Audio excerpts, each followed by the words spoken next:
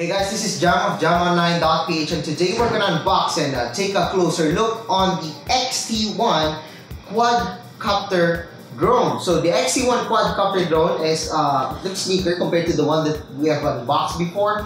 And as you can see, mas gusto ko yung color niya. So first things first, let's talk about the specifications ng drone na to. So we have a 720p or HD na camera. It has a 3.7 milliamperes, 3.7 volts, 800 milliamperes of battery, and the color is actually black-gray. So maganda talaga siya, and gusto ko yung kulay niya.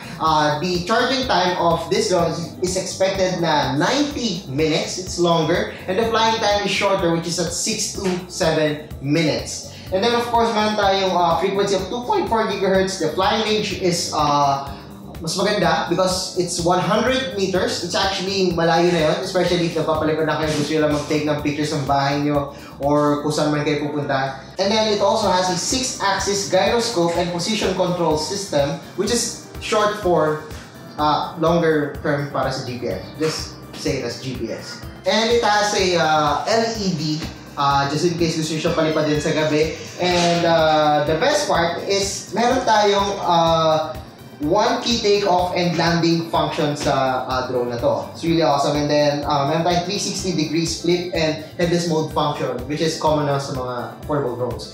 So if you are interested already, you can actually check this out at Lazada sa Steve Kyle Marketing Corporation. So this one is priced at 2,798 pesos. But if you want to get some discounts, meron tayong voucher sa baba. You can check out the link sa description and also the voucher. So makakameron kayo ng discounts once na gamitin yung voucher dun sa Lazada at Steve Kyle Marketing Corporation. So what are we waiting for? So let's unbox and let's take a closer look at this drone.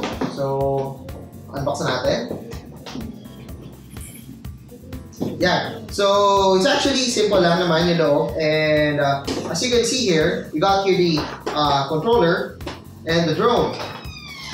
Sa loob, we also got here this small plastic, which is the basic way on how to operate the drone. Naka-fold lang siya. Then of course, the link to the application sa Play Store or sa App Store if you want to use that one. So we also got here the manual. You don't actually read these manuals. I'm pretty sure na ilan na sa inyo kasi ina-admit ko sarili ko, bihira lang ako magbasa ng manual. Okay, so nakikita nyo naman yan. The problem is that most of the manuals are in Chinese, pero again, meron siyang English na, na language, yeah, Chinese, but we also have the English language. Yeah, so going back, so dito tayo ulit.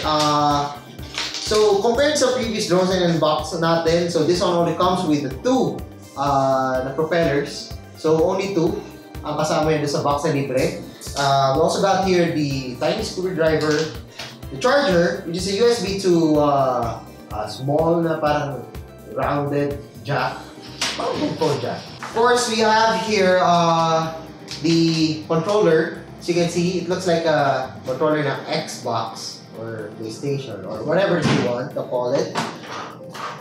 And of course, we have here the drone. Okay, so as you can see, you can actually fold the drone and expand it like this. So it's way portable compared to other drones. Kasi pwede mo nga siya i-fold. And as you can see, two propellers each sides. Ano ba tawag doon? Anyway, as you can see here, medyo mas gusto ko yung propeller build niya compared to mga other affordable or cheap na drones. This one feels more solid. Medyo malayo siya. Wala rin siya propeller guard, which means na pwede kayong mahiwa nito or pwede siya ma-damage once na mag-crash land itong drone na to. And of course, I have here the flashing LED lights. This one is really useful, especially pag nagpapalipad kayo sa gabi. Hindi nyo alam kasi minsan parang hindi nyo na makita yung drone pag malayo na. That's why the flashing LED lights is really important. We have the blue here, though on the other two sides wala, pero sa likod we got here the green na flashing light. So it's really cool. So the power button is actually here. And so press lang natin yung button. And then sa ilalim is we got here the battery. So, naka-case din yung battery niya, which is awesome, and solid yung pagkakagawa naman ng battery niya.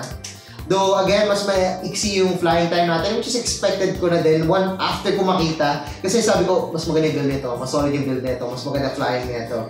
And then, all you need to do to install the battery is just like this one here. Yan.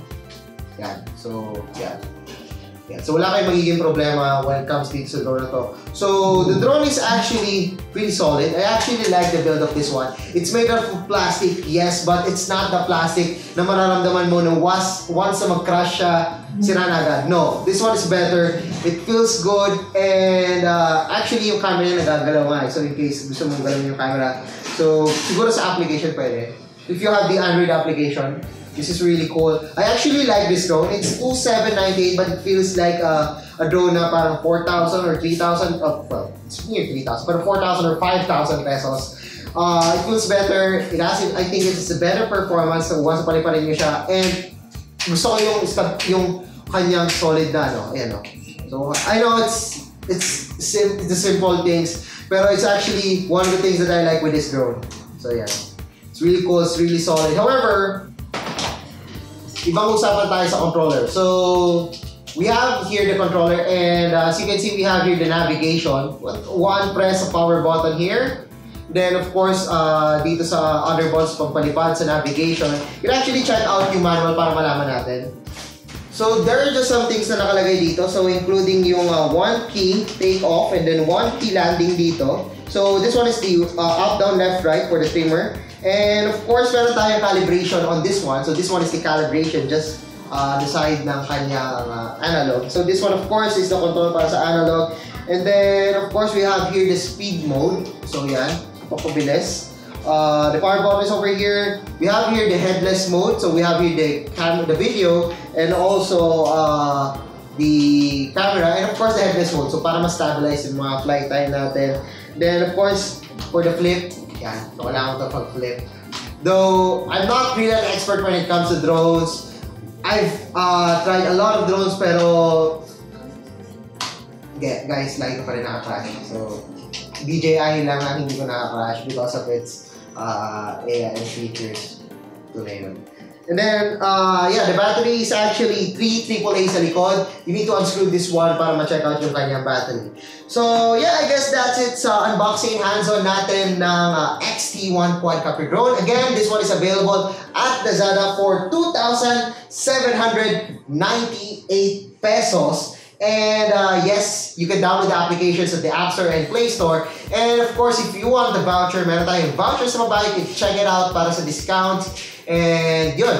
So yeah, I guess guys, see you again sa susunod ko na drone video. So guys, if you like this video, don't forget to give us a thumbs up. And if you haven't subscribed to my channel yet, well, now's the time to subscribe. So once again, I am jumonline.ph. Thanks for watching unboxing hands-on of the XT-1 Quad-Copter drone.